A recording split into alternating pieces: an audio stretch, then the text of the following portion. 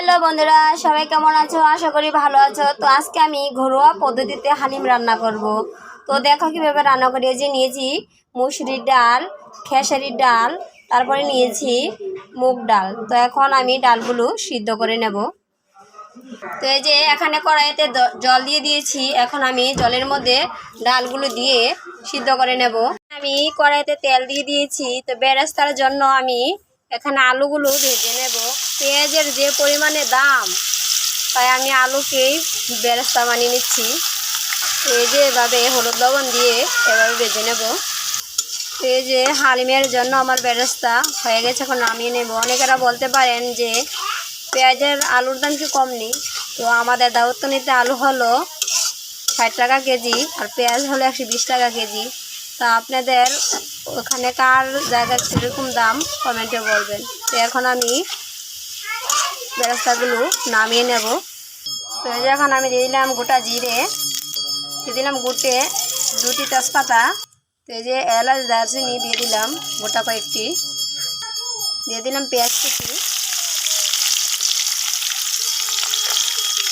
তো এভাবে কিছুক্ষণ পেঁয়াজটি একটু ভালো করে লাল লাল করে ভেজে নেব।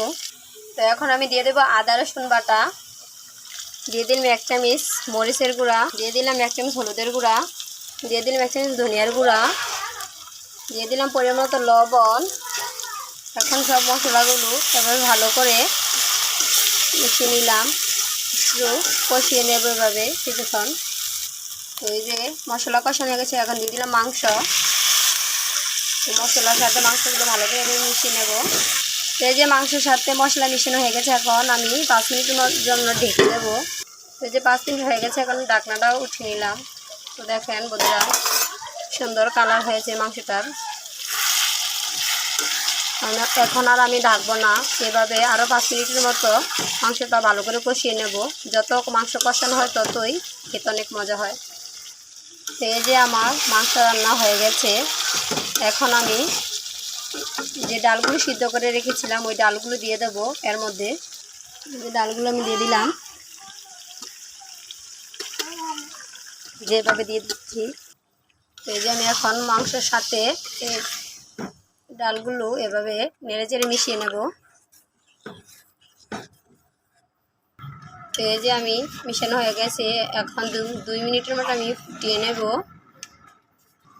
তো এই যে হালিম রান্না হয়ে গেছে, এখন আমি নামিয়ে নেব।